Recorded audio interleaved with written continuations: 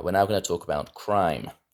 And before I begin, for casual players, for players who are already feeling like there's too much to learn in this game and they want to just not learn anything more, you can go ahead and skip this section. If you want to avoid committing crime in this game, just follow all the directions written down as written. Don't do anything that's labeled a crime, and you will steer clear of accidentally committing in-game crimes. You also might want to stay away from government roles whose job it is to prosecute crimes, because obviously to do that you need to understand what a crime is. And all this is a bit more complicated and might be a bit too much to absorb right now. So for anyone else who's interested in pursuing a life either prosecuting crime or committing it, this video is for you. So the first thing to note is the phrasing across all of the game materials. Sometimes you'll see something phrased as "you must do something." When the word "must" is written like that and it's capitalized just to make sure that you realize it's important, that means that to not follow that direction is just cheating in the game. In other words, you shouldn't ever do that intentionally, or you're not my friend anymore.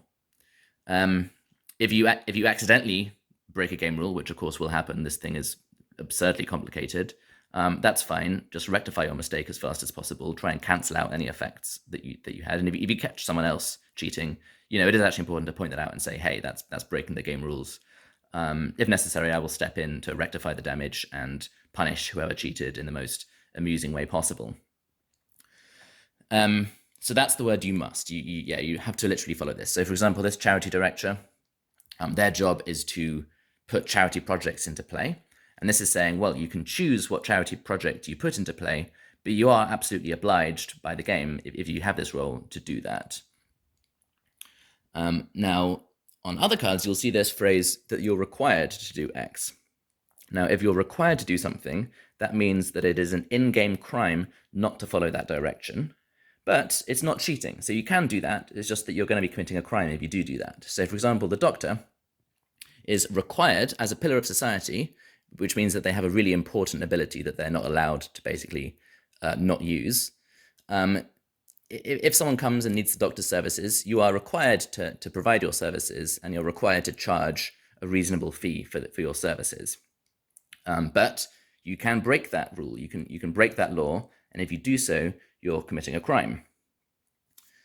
Now, there's other cards, especially in the shadow sector, of course. There are cards over here which, firstly, simply having this job is a crime.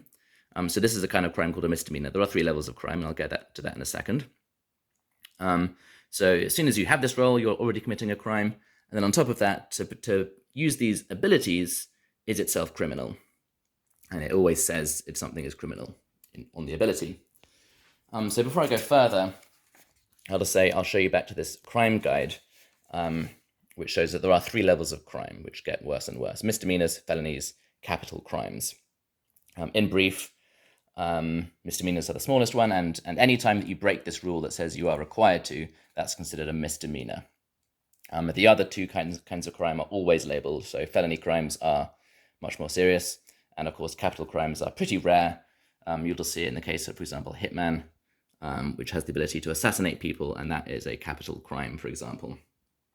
In brief, the more serious the crime, the more time you have. There's a statute of limitations, which means how long can you wait until after the crime is committed and still successfully prosecute that crime. So if you do a misdemeanor, you have to catch it by the end of the chapter if you want to prosecute it.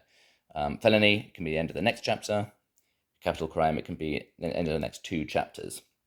And then the maximum sentence likewise increases slowly, from $10 fine or being a prisoner for 1 payday versus 30 and 2 paydays. And in the case of capital crimes, of course, it is death. This page is really most important for the judge, by the way. The judge is the player who's responsible ultimately for prosecuting crimes, so has a really central role in understanding and prosecuting these crimes. So we'll need to really be familiar with how this all works. But they have a really central role. They are solely responsible for, if a criminal is caught, for dispensing justice within the game. So just to bring that back to this example, you can see here, for example, that to have the dealer job, just to have it, even if you haven't done anything, that by itself is a misdemeanor. But then if you provide narcotics or psychedelics, so if you actually use your abilities up here, that is a felony crime. So that's more serious. And then finally, if you buy drugs from the dealer, so that you won't have to be the dealer, but you can just be anyone at all, that is also going to be a misdemeanor just to have the drugs. And now whenever you commit a crime, you record this in activities. Obviously, you're recording the activity anyway, but it's especially important to record your activity when it's a crime. And to do that, you're just going to write, let's say you're the dealer and you sell someone some narcotics. You're going to write sold narcotics. You're going to be keeping a tally of how many times you sell narcotics in a given chapter. Then afterwards, you're going to write F for felony, which just keeps note that activity is a crime. Now, remember that this CV is hidden information. It's hidden behind your portfolio normally. And this is, in fact, why this information has to be kept secret by everyone. Because you're recording your criminal activity here, but most of the time, most people won't be able to see that.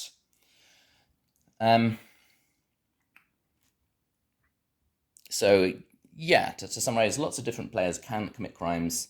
Shadow roles are especially involved in committing crimes. If you want to stay away from the criminal life, just follow all these instructions. If it says you're required to, then do that, and you will live a good, honest life. So the government sector in particular is involved in catching and prosecuting crime. So I'm just going to explain these roles in a bit more detail. You've got cop here. The cop's role is they have the ability to arrest players. And then once they arrest players, they can bring them to the judge for prosecution. By the way, there's no judge in the game. This is one of the roles that I will play, which means that you can bring criminals to me and I will prosecute them in place of the judge. There are several different roles that play different sort of roles in prosecuting crime. Now, what you may notice, by the way, is that the government roles themselves, just like the civic roles, they have this role called peacemaker. So they are required to use this ability to arrest only to investigate all possible crimes and bring them to justice. So that means that it is against the in-game rules for the cop to act in a corrupt way, not to be prosecuting criminals and serving justice. So you're probably thinking, hang on a second, but what if the cop decides to break that rule? Like, who is going to prosecute them? Well, don't worry. We have an FBI agent in the role for just that purpose, who likewise is required to investigate all possible crimes. Can't use this role for their own personal gain or for corrupt purposes. So they will be sure to bring the cop to justice. And of course, if that doesn't work, we do have the judge here, who's likewise required to use their powers only in service of bringing criminals to justice. So there's no way that all three of those people will be corrupt. But even if that did happen, of course, we do have the Supreme Court Justice up here, who is required to use their abilities to create a just and ethical society as well. And if that doesn't work, of course, we do have the president, who's likewise required to use their abilities only for the good of the country as a whole. So I don't see any way that this system will fail, unless, of course, this entire thing is a kind of hive of corruption